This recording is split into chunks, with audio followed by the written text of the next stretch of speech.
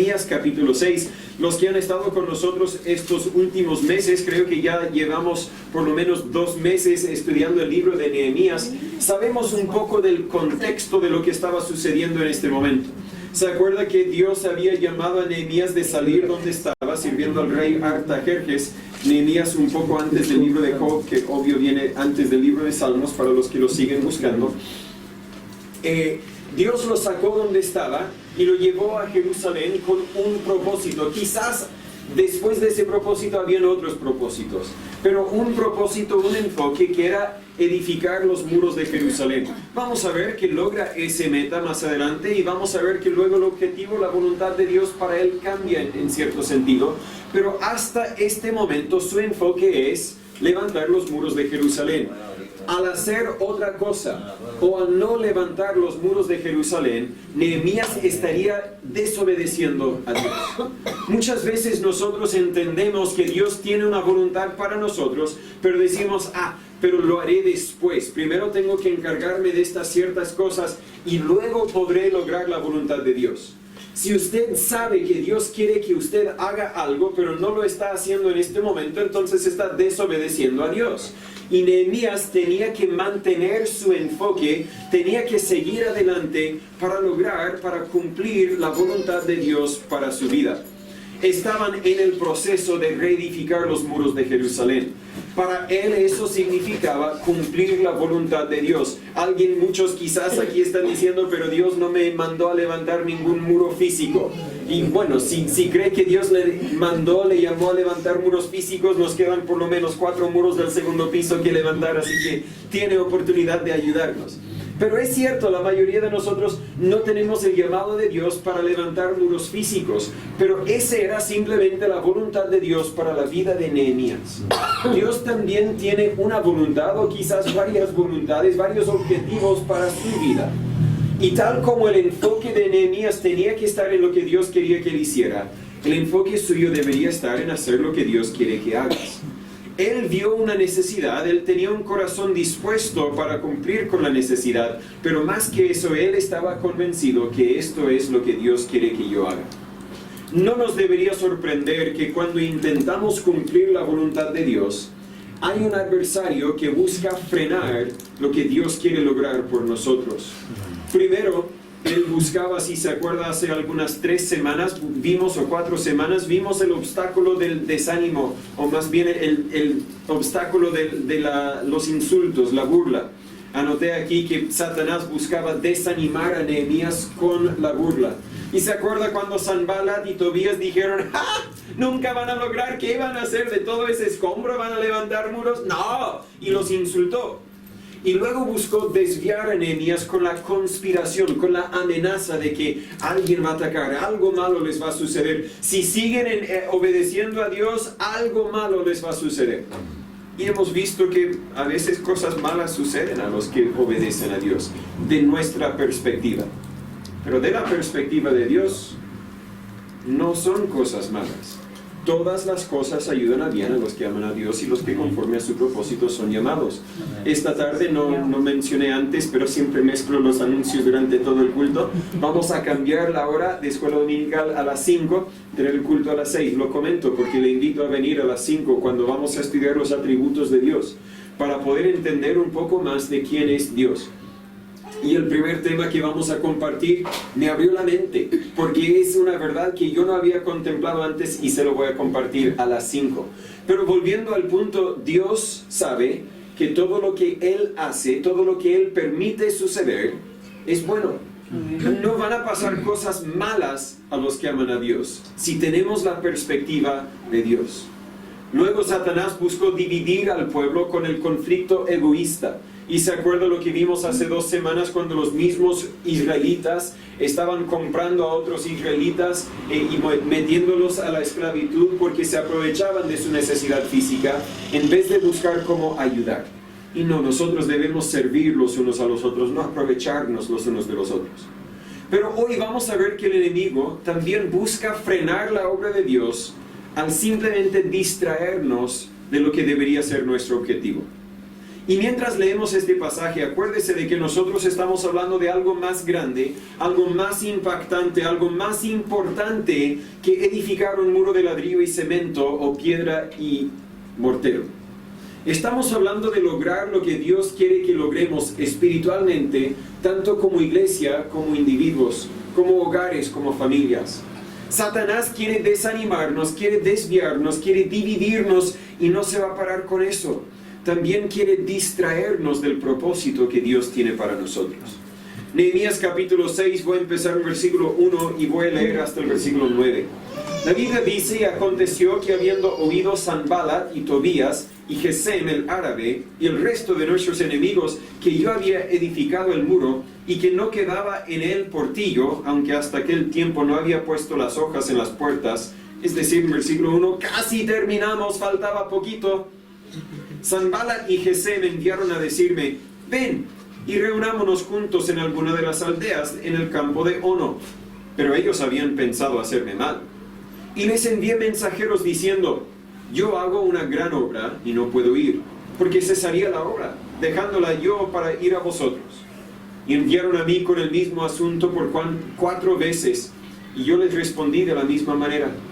Envió entonces Sanballat a mí, su criado, a decir lo mismo por 5ª vez, con una carta abierta en su mano, en la cual estaba escrito: se ha oído entre las naciones, y Hasmu lo dice, que tú y los judíos pensáis rebelaros, y que por eso edificáis tú el muro con la mira, según estas palabras, de ser tú su rey. Y que has puesto profetas que prediquen de ti en Jerusalén, diciendo: hay rey en Judá.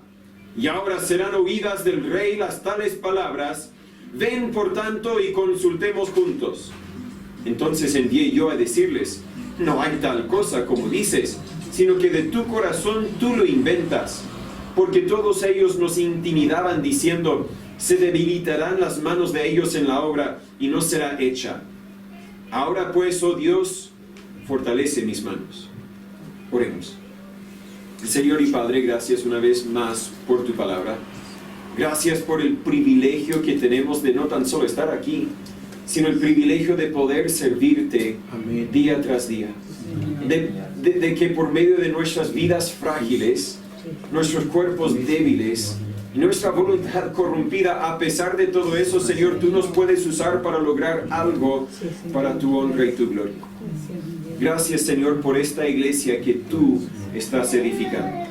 Gracias por cada persona, cada hombre, mujer, niño y niña que ha venido a este lugar.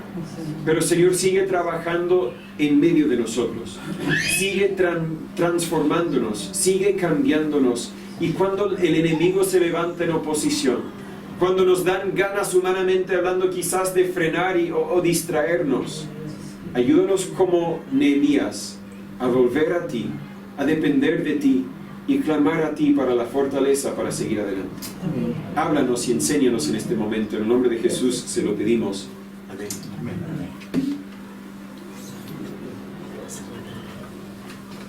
En este momento, cuando empezamos Nehemías capítulo 6, vemos que los muros están casi totalmente reparados.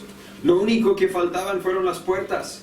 Podríamos decir: es momento de celebrar, pero Nehemías sabía: no, aún no es momento de celebrar. Muros sin puertas sirven de poco.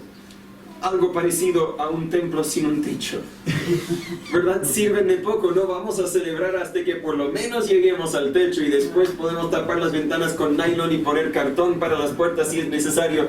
Pero hay que llegar a cierto punto antes de celebrar. La obra sí había avanzado, pero el enemigo todavía no se rendía. Quiero considerar algunos aspectos de esta herramienta que el diablo usa: la distracción de un camino más fácil. Vimos en los primeros 2 versículos una oferta sospechosa. Versículo 1 simplemente dice que la noticia llegó a los enemigos que habían reedificado los muros y que solamente faltaban las puertas. Y luego dice Sanballat y Gesem, quienes Nehemías acaba de identificar como sus enemigos. Sanballat y Gesem enviaron a decirme: ven y reunámonos juntos en alguna de las aldeas en el campo de Ono.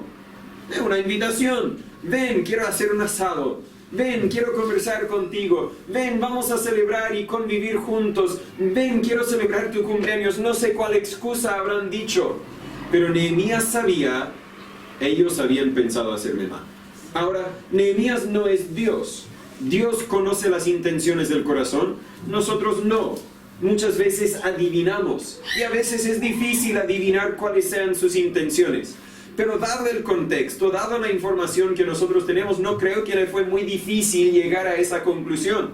Ellos no vinieron pidiendo perdón. Ellos no vinieron para buscar cómo ayudar en la obra.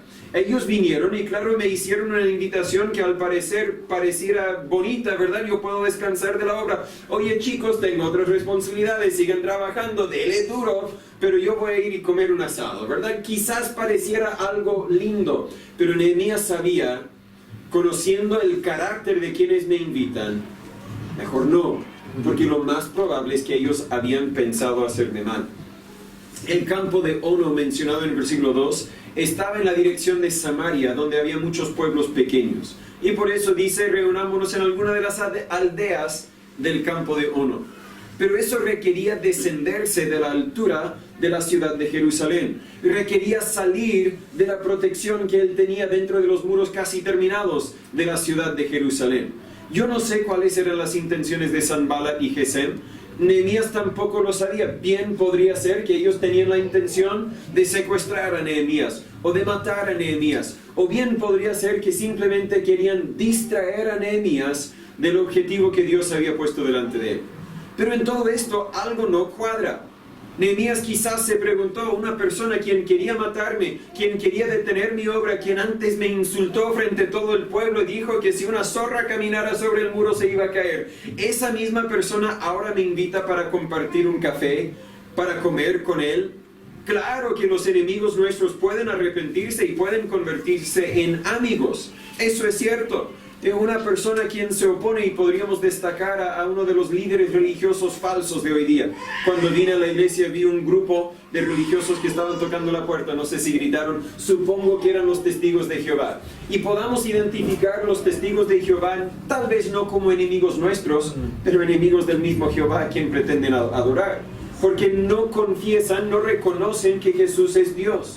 Y si uno no conoce que Jesús es Dios, no cree en Jesús, no está honrando a Jesús, no está obedeciendo a Jesús, no está testificando de Jesús. Pero al fondo, uno de ellos podría llegar a ser nuestro amigo. Claro, uno de ellos podría llegar a ser nuestro hermano. Claro, porque Dios puede salvar a cualquier pecador.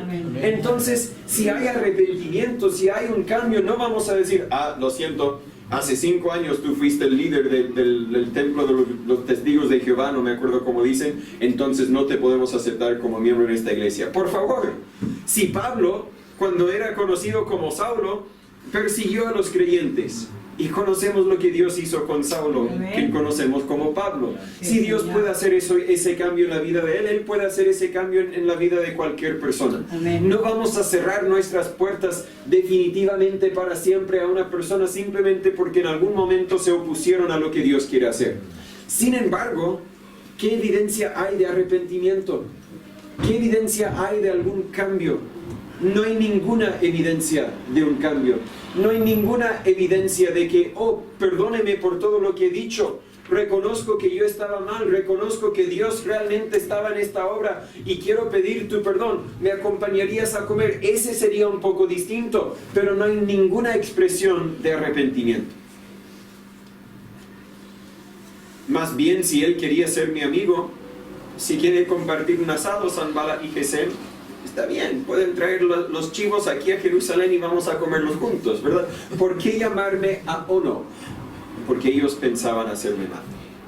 Entienda que los obstáculos mayores que Nehemías ha tenido vinieron de Sanballat, Tobías y Gesem. Por seguro, ellos le atormentaban en momentos. Por seguro, le hicieron la vida muy difícil.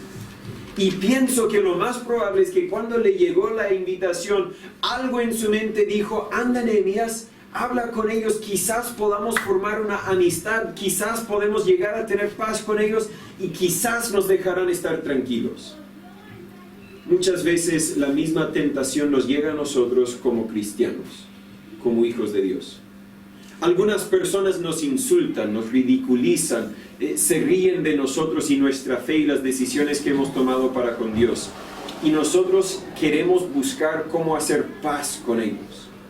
Ah, ya mire, está bien, perdón, no sabía que te ofendí al orar en público. A la próxima oportunidad voy a orar en el baño donde no me tienes que ver y así dejas de insultarme. Cosas como esas. Pero no deberíamos rendirnos al enemigo. No deberíamos pensar que al dar un paso con eso basta. No, van a querer tomar otro paso y van a querer tomar otro paso y van a querer... Satanás no se va a frenar hasta que nos tiene destruidos, hasta que nos tiene detenidos, hasta que no estemos logrando nada para Dios. Pienso de la Segunda Guerra Mundial, cuando Hitler empezó a llegar a poder y cuando Hitler empezó a conquistar terreno, países que obviamente no eran parte de los de él. Había mucha conversación, entiendo yo, entre los Estados Unidos, entre Francia, entre Gran Bretaña, de que deberíamos oponernos a lo que él está haciendo. Pero querían paz, no querían otra guerra mundial, habiendo tenido la Primera Guerra Mundial pocas décadas antes. Ellos recordaban la tragedia de la guerra y querían paz a cualquier precio. Pero cuando estamos hablando de Satanás, no hay precio que justifica la paz. No hay precio que pagar, que se vale la pena buscar la paz con Satanás. No vamos a tener paz con Satanás. Satanás se ha declarado como el enemigo de Dios. Por lo tanto, si somos hijos de Dios, es nuestro enemigo y nunca vamos a tener paz con él. Con Dios podemos tener paz, con el mundo no. Jesús dijo en Mateo 6:24, ninguno puede servir a dos señores, porque o aborrecerá al uno y amará al otro, o apreciará al uno y menospreciará al otro. No podéis servir a Dios y a las riquezas. Sin embargo, eso es precisamente lo que muchos cristianos buscan hacer. Yo sé que Dios quiere que yo haga esto, pero yo realmente quiero tener esto, yo quiero tener la plata, yo quiero tener mi trabajo, yo quiero cumplir mis sueños, así que, ¿qué voy a hacer? Ah, bueno, voy a cumplir mis sueños y voy a dar mucha plata al Señor y todo estará contento. No puedes servir a dos señores. Enfócate más bien en lo que Dios quiere que hagas, buscar primeramente el reino de Dios y todas estas cosas os serán añadidas. Amén. En cualquier momento, cuando el enemigo nos pide cambiar nuestros principios, debemos tener mucho cuidado. Nehemías dijo, habían pensado hacerme mal. Si alguien de afuera quizás llegara a la iglesia buscando cambiar lo que hacemos, buscando cambiar lo que predicamos, buscando cambiar lo que nosotros creemos, lo siento, nuestras instrucciones vienen de Dios. Amén. Ah, pero mire, si solamente empezaran o dejaran de predicar contra el pecado, este pecado en especial, yo podría ayudarles con toda la plata que necesiten para terminar el templo. Bueno, hasta que terminemos el templo y luego vamos a predicar otra vez. No, tenemos que obedecer a Dios. Sí, Señor. Conocí a un pastor, creo el pastor Maldonado en México. Ni sé qué habrá pasado con él, pero me acuerdo de que estaba conversando con él, le habíamos visitado en su iglesia. Tenía un lugar parecido quizás al lugar que vamos a tener al lado, no tan grande, digamos, quizás tenía 10 metros de profundidad, pero quizás solo 5 metros de ancho, algo así, y el lugar estaba lleno. Y al lado estaban empezando a construir un templo de bloques de cemento, no de ladrillo, pero algo, lo típico que yo había visto por lo menos en México. Y tenían como el muro levantado hasta aquí nomás, y se notaba que hace mucho tiempo que lo tenían hasta ahí nomás.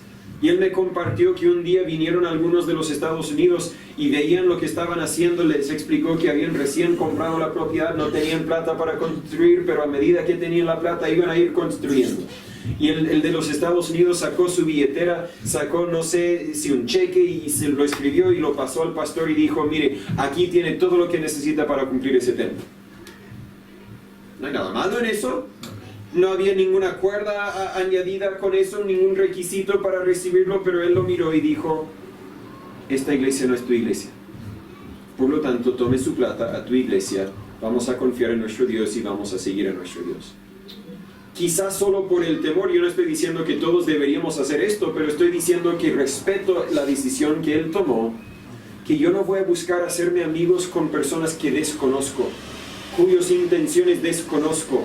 voy a seguir a Dios. Y eso es precisamente lo que Nehemías tenía que darse cuenta. Voy a enfocarme con lo que Dios quiere que haga. Ten cuidado con quien te unes. Deberíamos practicar la separación personal y también la separación eclesiástica. Conocemos bien lo que la Biblia dice en 2 Corintios 6:14. No os unáis en yugo desigual con los incrédulos. Lo predicamos mucho a los jóvenes para que no se casen con un incrédulo, una persona que no es creyente. Pero la aplicación no es solamente para el matrimonio, está hablando de cualquier relación que estamos ligándonos de alguna forma, una relación económica, una relación política, una relación religiosa. No os unáis en yugo desigual con los incrédulos, porque ¿qué compañerismo tiene la justicia con la injusticia?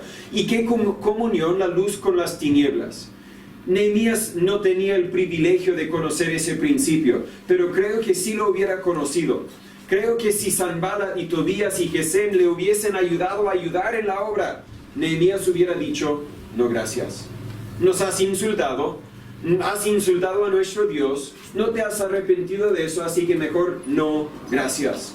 Sigue diciendo qué concordia Cristo con Belial o qué parte el creyente con el incrédulo.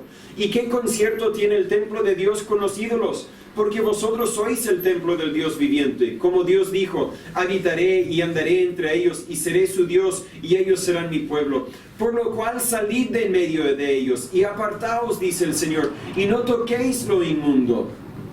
Y yo os recibiré y seré padre a vosotros y vosotros me seréis hijos e hijas, dice el Señor Todopoderoso. Yo en lo personal acepto cualquier invitación que me hacen para ir a predicar. Pero si había un requisito en ese sentido, bueno, ven a predicar, pero no hables de eso, mejor no voy, porque mi objetivo es compartir lo que la palabra de Dios dice. El mismo pastor que me invitó hace algunos días, no sé, se dio cuenta de que yo no era del tipo que él es, podríamos decir, y hizo un chiste de los cristianos muertos, que me veía medio muerto ahí mientras que ellos estaban haciendo sus cosas. Y al fondo dijo un comentario, bueno, es que mis hijos querían invitarle, como que él no quería invitarme. Y está bien. Pero si él dijera, oye, pastor, bueno, de hecho dijo, pastor, invita a tu iglesia también a venir. Y dije, gracias, pero creo que vendré solo. Sin querer insultarlo, no vamos a unirnos de esa forma. No voy a recomendar a mi iglesia que escuchen al fondo cosas que no eran ciertas. No os unáis en yugo desigual. Si Nehemías se hubiese ido a Ono, sin duda le hubieran presionado para abandonar sus principios. ¿Qué quería lograr el enemigo desde el primer día en que llegó Nehemías hasta este punto? ¿Qué quería hacer el enemigo? Detener la obra.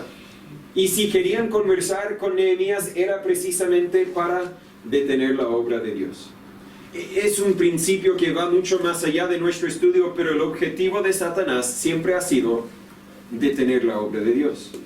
El objetivo, el propósito de Satanás siempre ha sido oponerse a lo que Dios quiere hacer.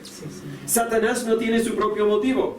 Él simplemente quiere oponerse a lo que Dios quiere hacer. Por lo tanto, nunca vamos a encontrar un lugar en común, nunca vamos a llegar a tener un entendimiento, nunca vamos a llegar a ver ojo a ojo en ningún punto. Porque lo que Dios dice, Satanás dice lo opuesto. Satanás puede presentarse como ángel de luz. Pero le prometo que al fondo solo quiere destruir o detener la obra de Dios.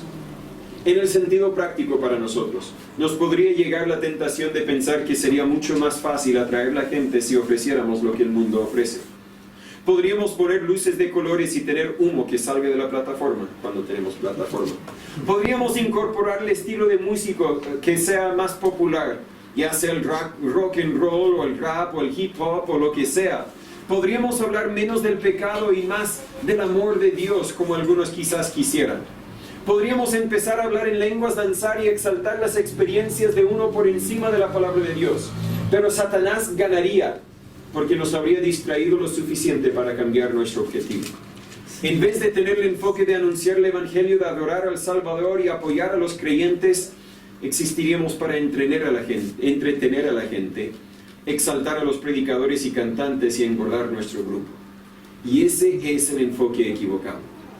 Esta amenaza fue persistente en versículo 4, porque por 4 veces vinieron y luego una quinta vez mandan una carta pública, una carta abierta. No creas que Satanás se va a rendir la primera vez que resistimos la tentación. tiene muchas formas distintas con que buscará distraernos. Vemos, ¿cuál fue el primer punto? Ya se me olvidó, la oferta sospechosa. Vemos la acusación difamatoria también en versículos 5 al 7. Ahora viene su criado, viene su mensajero, su siervo, con una carta abierta. ¿Qué es una carta abierta? Es una carta que publican en las redes sociales para que todos la vean. No tenían redes sociales, pero es una carta que él llegó al centro de Jerusalén quizás y lo leyó en voz alta para que todos la escucharan. Y después de leerla quizás publicó algunas copias, los clavó a algunos árboles, algunos edificios, lo que sea. No fue una carta para Nehemías, fue una carta para presionar a Nehemías, para que todo el pueblo escuchara. Muchas veces si alguno tiene una idea de algo que quieren hacer en la iglesia, agradezco que vienen primero a mí para que yo pueda decir, sí, yo creo que es una buena idea o no, no es una buena idea. Lo que sucede muchas veces cuando empiezan a hablar como grupo, sí es una buena idea, luego llega el pastor y es más difícil hacer lo que yo creo que Dios quiere hacer. Porque ahora hay un grupo que quiere hacer algo y si yo no creo que eso es la voluntad de Dios, es un poco más difícil frenarlo. No quiero decir que ha sucedido algo así en el sentido negativo, pero bien podría llegar a suceder algo así en el futuro. El propósito de Sanballat era presionar a Nehemías. Hablar directamente con Nehemías no resultó. Así que ahora vamos a presionar a Nehemías con esta acusación difamatoria. Fue el mismo mensaje en cierto sentido, pero el mensaje ahora viene con acusaciones realmente mentirosas. En versículos 6 al 7 dice, se ha oído entre las naciones, y Gazmú lo dice, por lo tanto tiene que ser cierto, que tú y los judíos pensáis rebelaros. ¿De dónde sacaban esa idea? Nosotros en el registro que tenemos no hay ninguna evidencia que Nehemías quería rebelarse contra el rey. De hecho había venido aquí con la autorización del rey. Y luego sigue diciendo, y que por eso edificas tú el muro con la mira, según estas palabras, de ser tú su rey. Es que Nehemías quiere rebelarse y Nehemías quiere ser el rey. ¿De dónde vino esa acusación? Tampoco es cierto. Están reparando los muros para prepararse para guerra. No es cierto. Y luego dice en versículo 7, y que has puesto profetas que prediquen de ti en Jerusalén diciendo, hay rey en Judá. ¿Será cierto? En cierto sentido, tiene una gota de verdad. Porque hay profetas que están diciendo que un día vendría un rey en Judá. Entonces tomaba una gota de verdad, la torcieron para hacerlo parecerse mal. Me acuerdo cuando años atrás el presidente Obama en los Estados Unidos ridiculizó e insultó la Biblia, diciendo algo parecido a que si vamos a seguir la Biblia, entonces deberíamos apedrear a los homosexuales. Tomando una gota de verdad, tomándolo fuera de su contexto, porque ya no estamos en el Antiguo Testamento, no somos la nación de Israel, y simplemente queriendo insultar o ridiculizar a la palabra de Dios. Aquí, más que insultar la palabra de Dios, querían usarlo como una amenaza. ¿Y cuántas veces la gente que no cree en Dios ha usado cosas así? Es que los creyentes creen que los homosexuales deben ser apedreados. Lo usan para que la gente no siga a Dios. Para quizás presionarnos a decir, no, Dios es amor y Dios acepta a cualquier persona tal como. No, están tomando algo fuera de su contexto y usándolo para una acusación difamatoria. Y luego al final en versículo 7 dice, ven por tanto y consultemos juntos. Es decir, vamos a llevar esta carta al rey. Ahora serán oídas del rey las tales palabras, así que habla con nosotros. Sal al campo de Ono como te invitamos porque si no vamos a llevar esta carta al rey. Lo malo de estas acusaciones es que tienen una apariencia de verdad. Los profetas anunciaban que vendría un rey, pero no estaban hablando de Nehemías, sino hablando del Rey de Reyes. Amén. Claro que estaban reparando los muros para su propia defensa, pero lo hacían con el permiso del rey, no para rebelarse contra el rey. El motivo de esta carta simplemente fue para asustar a Nehemías, para que llegase a ellos para negociar o para ser traicionado. Antes fue una invitación, pero ahora es una intimidación. Sí. Algo sucedido, quizás sucedió durante COVID, Entiendo que en Chile no tenemos la misma constitución que tenemos en los Estados Unidos y por lo tanto no respondí de la forma en que respondió un pastor que ahora nos apoya también como misioneros acá en Chile. Pero él durante COVID mandaron el anuncio que las iglesias deberían cerrarse y él siguió teniendo culto. Luego dijeron, bueno, si van a tener culto deberían venir con mascarilla, deberían separarse. Y nadie en la iglesia, algunos quizás, usaron mascarilla y el templo seguía lleno. Y luego le enviaron una carta que decía que si no desisten en tener el culto van a tener que pagar una multa de como $1,000 cada vez que tienen un culto. Y él recibió esa carta, al fondo era una carta parecida a la que recibió Nehemías, ¿verdad? Si no haces lo que yo quiero, vas a ver. Él tomó la carta y quizás yo no haría esto. Él lo hizo por cualquier motivo que él lo hizo, tomó su carta y lo votó. Y de ahí muchos vinieron de las noticias para hablar con él, pero él dijo, yo voy a obedecer a Dios. Ahora, los que conocen nuestra respuesta durante COVID, yo creo que eso era lo que Dios quería que hiciéramos. No era necesariamente algo malo para tener que ir a un modo online donde hemos podido alcanzar a otras personas con el Evangelio, personas que no viven cerca. No es nada malo querer proteger la salud de algunos y por otros motivos. Pero el punto es que recibió esta carta de una persona que realmente no tenía la autoridad para mandarle a hacer las cosas que deberían hacer. Y en el mismo sentido, el gobierno secular no tiene la autoridad para decirnos qué debemos enseñar, cómo deberíamos funcionar como iglesia espiritualmente hablando. Tiene el derecho de dictar algunas cosas físicas, algunas cosas terrenales, pusieron algunos requisitos para la personalidad jurídica y gracias a Dios estamos al último paso para poder tener esa personalidad jurídica. Pero al fondo recibimos nuestras instrucciones de Dios y si las instrucciones del gobierno contradicen las instrucciones de Dios, vamos a seguir a Dios. Me desvío de mis notas, pero hoy nadie necesita cartas abiertas. Nadie necesita escribir una carta abierta para difamar, para insultar, para amenazar a una iglesia, a una persona, porque hoy día tenemos las redes sociales. Y en ocasiones han ocurrido cosas de que alguien publicó algo y luego muchos lo repitieron. He escuchado no tan solo de iglesias grandes, sino en algunos casos iglesias pequeñas, que tal vez hicieron algo y alguien lo publicó y ¡fum! En 2 días ya estaba leído por cuántas miles de personas. Pero esas cartas abiertas no deberían asustarnos. Si estamos haciendo lo que Dios quiere que hagamos, sigamos haciéndolo. Amén. Algunos quizás dicen, mire lo grande que ha llegado a ser esta otra iglesia, deberían imitar esta otra iglesia. Si no dejas de predicar en contra del pecado, distintos grupos te van a funar, etc. Que hagan lo que van a hacer, nosotros vamos a hacer lo que Dios nos ha mandado a hacer. Pero este tipo de amenaza o distracción podría venir de afuera, como lo era en el caso de Sanballat y Gesem, pero también podría venir desde adentro. Algunas personas buscan causar problemas, amenazan quizás a miembros o liderazgo de una iglesia, empiezan a hablar mal de ciertas personas con la intención de que alguien les va a conceder lo que ellos quieren. No es lo correcto. Hemos visto hace meses atrás la forma correcta de resolver el conflicto. Ve primero con el que te ofendió. Ve primero con el que tienes un problema y si él no te escucha, lleva a algunos hermanos contigo. Y si eso no resulta, lleva el tema a la iglesia. No hablemos de estas cosas a las escondidas, llevémoslas a la luz cuando tienen que ser llevadas a la luz. Amén. Pero al fondo, alguien que está criticando, alguien que está amenazando, alguien que está haciendo problemas, simplemente quiere lo que él quiere, en vez de querer lo que Dios quiere. No lo he visto en esta iglesia, gracias a Dios, pero lo he visto. Y espero no tener que verlo en esta iglesia. Pero a raíz de esto, a raíz del que anda diciendo cosas parecidas, es un corazón chismoso que busca difamar a las otras personas para exaltarnos a nosotros mismos. No nos importa realmente si la acusación es cierta o no. Y eso es especialmente obvio en las competencias políticas, las elecciones. Dicen cosas, bueno, Trump es muy bueno en esto, lo siento. He escuchado que dicen, y luego dice una cosa que no tiene nada que ver con la verdad, pero si le preguntan, no, yo no lo dije, pero escuché que dice. Pero estás repitiendo una mentira, eres igual de culpable. Es un punto aparte, no vine para hablar de Trump. Pero es precisamente lo que sucede.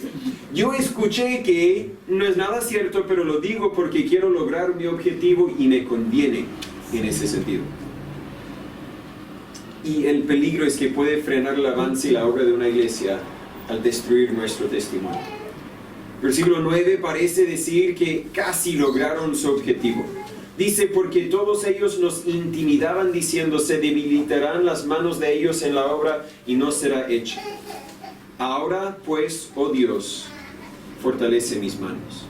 Nehemías reconocía que si no fuera por la ayuda de Dios, el enemigo ganaría. Si no fuera por el poder de Dios, la obra no avanzaría. Si no fuera porque se dependían de Dios, no iban a lograr lo que Dios quería que lograsen. Y eso nos lleva al tercer y último punto, que es precisamente la respuesta. Vemos la acusación, ¿cómo vamos a responder? Primero, en versículo 3, Nehemías rechazó lo que el enemigo estaba diciendo. Él dice en versículo 3, yo les dije, envié mensajeros diciendo, yo hago una gran obra y no puedo ir, porque cesaría la obra dejándola yo para ir a vosotros. Lo siento, no puedo. El mismo pastor que me invitó a predicar, yo antes dije, voy a ir donde me inviten. Si me invitara un día domingo, no voy. ¿Por qué? Porque tengo una responsabilidad aquí. Voy en mi tiempo libre quizás, pero no voy cuando tengo otras cosas que Dios quiere que esté haciendo. Él priorizó la obra que Dios le había entregado. No le llamó a hacerse amigo de las naciones, le llamó a edificar los muros. El propósito de Nehemías no era ser popular, el propósito de Nehemías era terminar la obra de Dios. Como pastor, Dios no me ha llamado a ser el alcalde de esta ciudad, no me llamó a ser político, no me envió para hacer una alianza con una iglesia falsa, etc. Tenemos que enfocarnos. Nunca deberíamos priorizar lo que no sea nuestra misión y sacrificar lo que sí lo debiese ser. Por eso tenemos un enfoque como iglesia de anunciar el Evangelio, de adorar al Salvador y de apoyar a los creyentes. No vamos a involucrarnos tanto en obras sociales, a menos de que esa obra social podría ser una herramienta para poder alcanzar a las personas con el Evangelio. No vamos a enfocarnos con el entretenimiento, especialmente en el día domingo. No vamos a contratar a un payaso para venir al culto, para entretenernos, solamente para tener un gran grupo y poder entregar el Evangelio. Un día sábado quizás no tenemos finanzas para contratar a un payaso, así que no, pero dentro del domingo vamos a enfocarnos en lo que es nuestro objetivo el día domingo. Amén. Amén. Lo principal es siempre obedecer y agradar a Dios. Si no podemos discernir bien lo que deberíamos hacer, deberíamos volver a nuestras prioridades. Lo principal siempre tiene que ser la voluntad de Dios. Amén. Los rechazó, pero luego los respondió en versículo 8. Ellos envían esta carta y en versículo 8 yo envié a decirles, no hay tal cosa como tú dices, sino que de tu corazón tú lo inventas. Esto es mentira. ¿Cuántas veces han dicho mentiras de mí personalmente? Es que son mormones. Es que son... Me acusaron una vez de ser calvinistas y algunos dicen, ¿y qué será un calvinista? Me acusaron. Antes alguien estaba caminando, vio el letrero y dijo, ¿es una iglesia? Es una iglesia adventista. Y yo quería gritar, ¡bautista! Pero no, tal vez él ni sabe la diferencia entre adventista y bautista. Claro que quizás han dicho cosas de mí que no son ciertas, pero si alguien me preguntara, no es cierto. ¡Ay! Me insultaron. Debo cuidar más bien mi imagen. Debo obedecer a Dios. Lo que han dicho no es cierto. Él no presentó mucha evidencia en su defensa. Dijo lo mínimo y lo dejó ahí.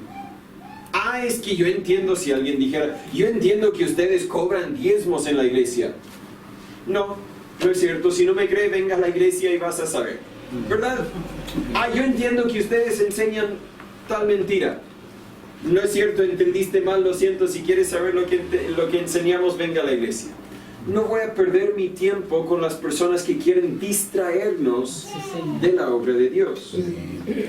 Respondió y luego volvió a trabajar. Muchas veces hemos visto cuando vino la amenaza de la conspiración, ¿qué vamos a hacer? Bueno, vamos a organizarnos y vamos a volver a trabajar. Vamos a hacer lo necesario y vamos a regresar a lo que Dios nos ha llamado a hacer. Él se dio cuenta de que la acusación es grave, podría causar problemas. pero se enfocó en lo que Dios le mandó hacer.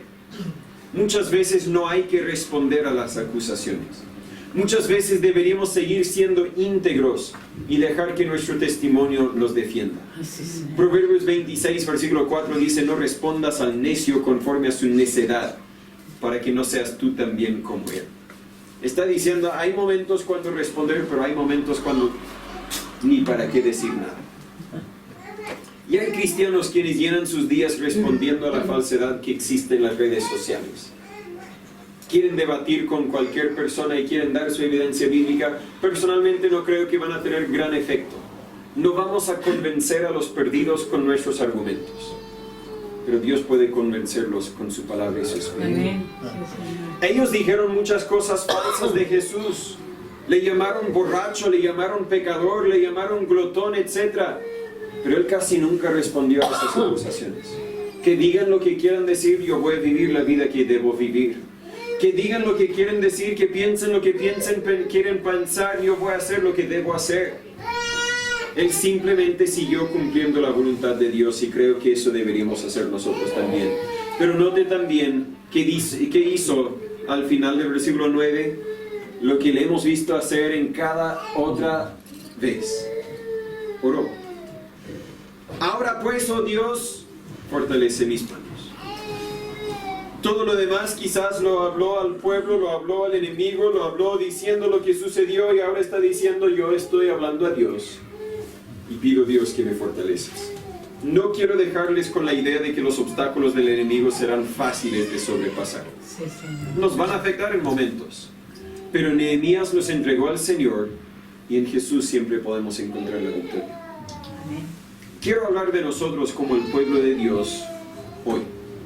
Siempre habrá oportunidades que buscan desviarnos de la voluntad de Dios, aun si esa no fue su intención. Debemos decidir bien qué hacer.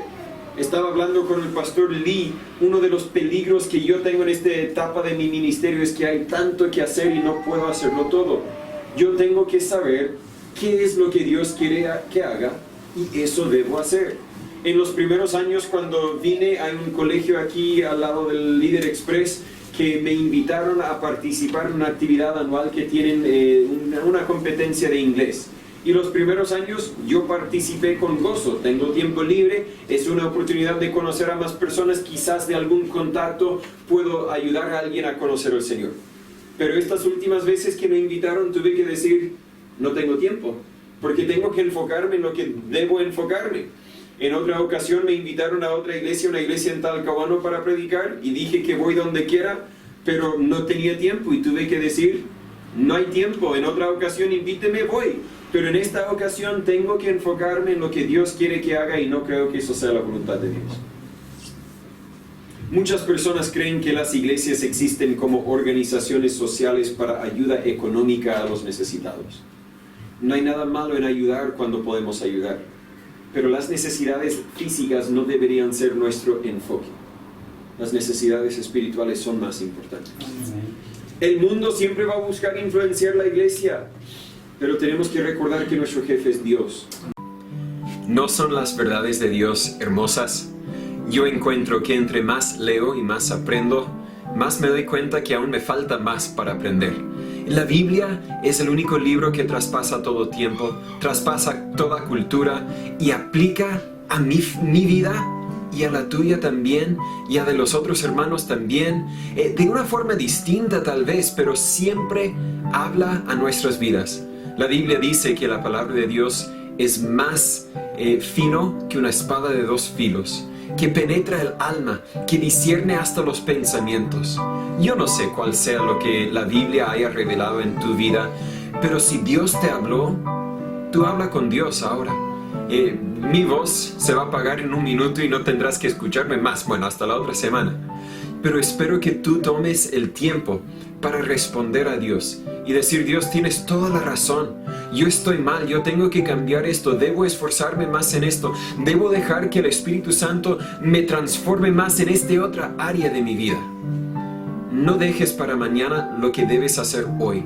La obediencia indica hacerlo inmediatamente. Así que si Dios te ha dicho que deberías hacer algo, hazlo ahora. Yo no sé cuál sea lo que Dios quiere que tú hagas. Yo no sé la forma en que este mensaje te habló a ti, pero yo sé que Dios siempre habla. Yo no escucho ningún mensaje sin saber que Dios me habló a mí. Y si tú también estabas poniendo atención, estoy seguro que Dios te habló a ti. Y te invito a tomar este momento, los 5 o 10 minutos que siguen, comprométete con Dios. Voy a hacer lo que me mandas a hacer. Voy a cambiar ese aspecto específico de mi vida. La Biblia nos dice en 1 de Juan 1:9, si confesamos nuestros pecados, Él es fiel y justo para perdonar nuestros pecados y limpiarnos de toda maldad. Él es fiel y justo, pero nosotros tenemos que hacer nuestra parte. Tenemos que confesar los pecados. Y confesar simplemente significa admitir: Dios, tienes toda la razón. Dios, tú eres el Rey y no yo. Perdóname, desde aquí en adelante voy a obedecerte. Comprométete y luego hazlo. Nunca te darás pena que hayas tomado la decisión de seguir a Cristo. Gracias.